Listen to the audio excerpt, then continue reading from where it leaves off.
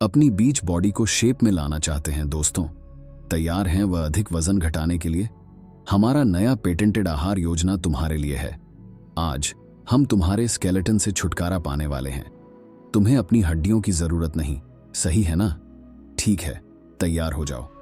दोस्तों, हमारे पास अभी अभी परिणाम आए हैं और हमें रिपोर्ट करना पड़ रहा है कि तुम्हारे अंदर एक डरावना स्केलेटन है।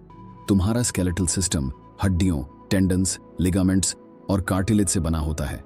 यह खून को उत्पन्न करता है, वसा और खनिजों को संचित करता है और तुम्हारे शरीर की संरचना को समर्थन करता है। लेकिन चिंता मत करो दोस्तों, हम वह सब निकाल देंगे। इनफैक्ट हम सबकी हड्डियां निकाल रहे हैं। वांना नो समथिंग? मैं एक खराब डॉक्टर हूं। तो दोस्तों, तुम्हारा नया बोनलेस लाइफ कैसा होगा? वेल, तुम मूव नहीं कर पाओगे शुरुआत में। कभी पूरा दिन बेड में बिताने का मन किया है? अब हर दिन कर सकते हो। चिंता मत करो, बिल्कुल ठीक है। बस एक गहरी सांस लो, लेकिन ज्यादा मत लो, क्योंकि बिना रिबकेज के तुम्हारे फेफड़े फैल नहीं सकते। बिना हड्डियों के दोस्तों, तुम्हें 24/7 वेंटिलेटर से कनेक्ट रहना पड़ेगा। इसका मतलब है कि तुम्हें ज्यादा इन्फेक्शंस का सामना करना पड़ेगा, क्योंकि तुम्हारे एयरवे हमेशा खुले रहेंगे। इससे सारे खराब जर्म्स आसानी से अंदर आ जाएंगे। उदाहरण के लिए, एक कॉमन कोल्ड जल्दी से प्नियोनिया बन जाएगा। लेकिन अगर तुम हेल्थी खाना खाते रहोगे तो तुम ठीक रहोगे। वेल, जब मैंने ईट कहा दोस्तों, तो मैंने ये नहीं कहा कि हम तुम्हें एक फीडिंग ट्यूब देंगे। बिना जव बोन्स के तुम छू नहीं कर सकते। पॉजिटिवली देखो, तुम्हें ऑस्टियोपोरोसिस जैसी कोई हड्डी से जुड़ी बीमारी नहीं होगी और तुम्हें कभी कास्ट पहनने की चिंता नहीं करनी पड़ेगी। लेकिन अगर हमारे हड्डियां नहीं निकाले जाते तो? अगर हमें उन्हें पहले से ही नहीं मिलता, अगर हम बिना हड्डियों के इवोल्व होते दोस्तों, तो शायद हम कभी ओशन को छोड़ते नहीं और हम अपनी लाइफ को ह्यूमन जेलीफिश की तरह जी रहे होते। शायद हम इवोल्व करते एक्सोस्केलेटन के साथ, फिर हमें मोल्ट करना पड़ता, और जब हम बड़े होते तो हमें बड़े एक्सोस्केलेटन्स चाहिए होते। ओके, मैं सच बोल रहा हूं, ये थोड़ा डिस्गस्टिंग लगता है, लेकिन अच्छी खबर है दोस्तों कि तुम्हें इसके लिए लंबे समय तक डील नहीं करना पड़ेगा।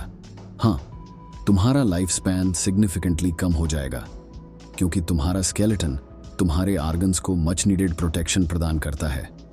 तुम्हारा ब्रेन अपने हेलमेट के बिना रह जाएगा। तुम्हारा नॉगिन बहुत वल्नरेबल हो जाएगा।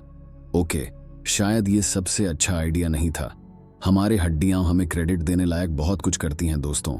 हम ऑलरेडी जानते हैं कि हमारे हड्डियां हमारे साथ बड़े होते जा रहे हैं जब हम बड़े हो रहे हैं।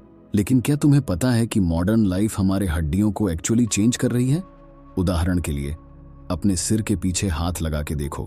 तुम्हारे स्कल के पीछे एक स्पाइक लाइक फीचर होता है जिसे कहते हैं एक्सटर्नल ऑनकेपिटल प्रोट्यूबरेंस। लेकिन वह हमेशा वहां नहीं था दोस्तों।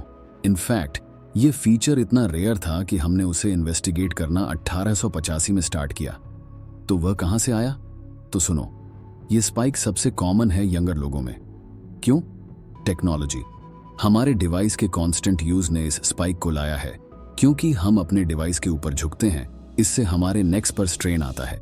यह प्रोट्यूबरेंस स्कल को एक्स्ट्रा स्ट्रेस के साथ कोप करने में मदद करता है, क्योंकि वह वजन को एक वाइडर एरिया में डिस्ट्रीब्यूट करता है। तो बेसिकली तुम्हारा स्केलेटन तुम्हारी केयर कर रहा है दोस्तों। On thanks bones. लेकिन तुम्हें इसके लिए चिंता करने की जरूरत नहीं है। चांसेस हैं कि अगर तुम हे वीडियो देख रहे हो तो तुम्हारे पास एक स्केलेटन है, लेकिन यह हमेशा सच नहीं होता दोस्तों। एक रेयर जेनेटिक डिसऑर्डर है जो 1 लाख बेबीज में से एक को अफेक्ट करता है। ये एक डिसऑर्डर है जो तुम्हारी हड्डियों को डिसअपीयर कर देता है। इस डिसऑर्डर के पेशेंट्स को अल्कलाइन फॉस्फेटेज नाम का एंजाइम नहीं होता है। इससे उनकी हड्डियां बहुत फ्रेजाइल हो जाती हैं और जल्दी टूट जाती हैं। थैंकफुली आज के दिन तक डॉक्टर्स स्पेशल एंजाइम ट्रीटमेंट्स पर काम कर रहे हैं। इससे हड्डियां धीरे धीरे ग्रो हो सकती हैं, जिससे पेशेंट्स फिर से मूव कर सके। तो दोस्तों, सब कुछ को सम अप करते हैं। तुम्हारे बोन्स बहुत इंपॉर्टेंट हैं।